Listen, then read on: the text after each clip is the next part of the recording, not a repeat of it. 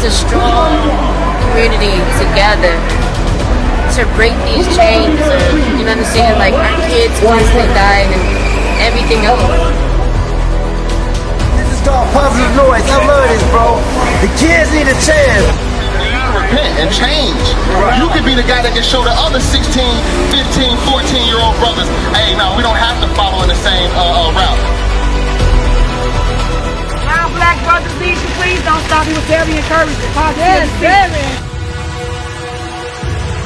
20 years old, I've never seen this in my life. Born and raised here in Chicago. This